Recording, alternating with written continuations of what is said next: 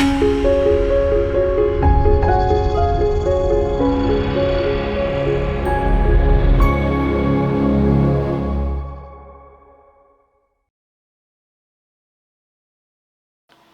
మాత్రం. నేను మీ journalist Navatha. Welcome to R voice. కాక్రోచ్లు అదేనండి బొద్దింకల మధ్య స్పర్ధలు పెరగబోతున్నాయట. అవి జాగ్రత్తగా సరి చేసుకోకుంటే ఆ పార్టీ ఖతమయ్యే పరిస్థితి వస్తుందట. ఎందుకు చెప్తున్నాను అంటే, ఇప్పుడు మోదీని దించాలి అని బొద్దింకలకున్న గట్టి లక్ష్యం. అది కాంగ్రెస్ కావచ్చు, ఇండి కూటమి భాగస్వామ్య పక్షాలు కావచ్చు, ఇవన్నీ ప్రయత్నం చేస్తున్నాయి బొద్దింకల్ని అడ్డం పెట్టుకొని. కాబట్టి బొద్దింకలు జాగ్రత్తగా చూసుకోవాలి ఇవన్నీ. ఇప్పటికే చాలా మనస్పర్ధలు వచ్చేసినాయి వీళ్ళ మధ్య.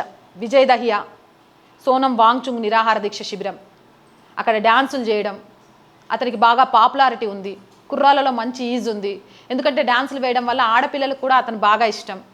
అట్లాంటి కుర్రోడు తాజాగా ఆ రోజున ఉద్యమం జరుగుతున్న టైంలో, వాస్తవంగా అయితే ఉద్యమం దగ్గర ఉండాలి. ఈయనొక్కడే కాదు, మిగిలిన నాయకులు ఎవరు కూడా ఆ ఉద్యమం దగ్గర లేరు.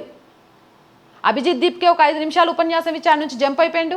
ఆ తర్వాత సౌరవ్ దాస్, అశుతోష్లేమో నడ్డాతో మీటింగ్ అని చెప్పి వెళ్ళిపోయినరు. ఈయన విజేత దహ్యా వాళ్ళు ఎవరు లేదు నేను ఎందుకు ఉండాలి అని పక్కనే షాపింగ్ మాల్ కనబడితే బర్గర్ ఆశ పుట్టింది, అది ఆకలేసింది, తిన్నికి పోయి తినుకుంటూ వీడియోలు చేస్తూ కూర్చున్నాడు. ఇంతలోకి అక్కడ పిల్లలు వచ్చిండ్రు, ఆయన పట్టుకున్నారు, నిలదీసిండ్రు.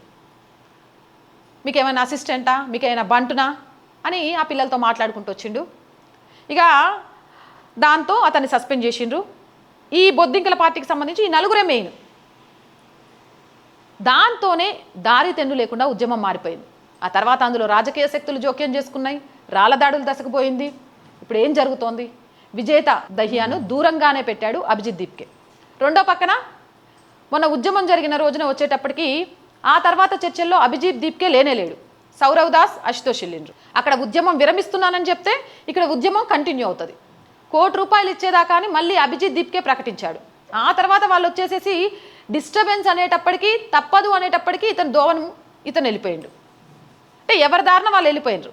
అప్పుడు ఏం చెప్పిండు అభిజిత్, నాకు టైఫాయిడ్ వచ్చింది, అందుకనే కదలలేకపోతున్నాను, జ్వరం వచ్చింది, నేను వెళ్ళలేకపోతున్నా అని చెప్పిండు. కానీ మళ్ళీ నైట్ అయ్యేసరికి డాన్సులలో, క్లబ్బులలో కనిపిస్తూ వీడియోలు బయటకు వచ్చినాయి.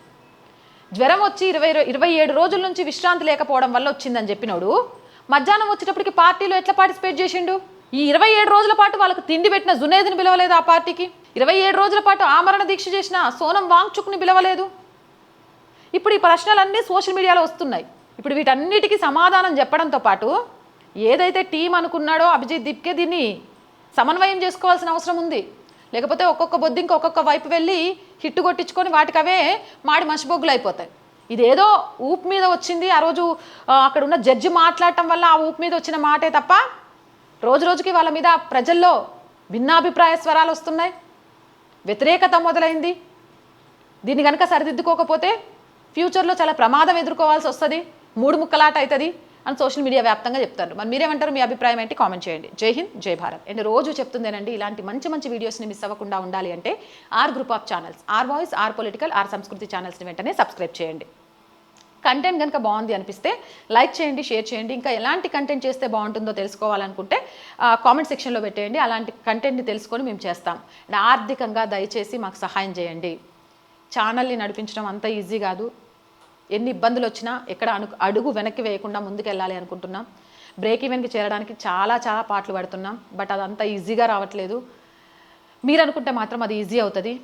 మీ ఆర్థిక సహాయంతో చేస్తారని ఆశిస్తున్నాం. చేయాలి అనుకుంటే సబ్స్క్రిప్షన్ పక్కనే జాయిన్ అనే బటన్ ఉంది. 1 to 5 లెవెల్స్ ఉన్నాయి. ఏదో ఒక లెవెల్లో సపోర్ట్ చేయండి. అలాగే స్క్రీన్ మీద గూగుల్ పే, ఫోన్పేతో పాటు అకౌంట్ డీటెయిల్స్ ఇచ్చాము. మీకు తోచిన సహాయాన్ని అందించండి.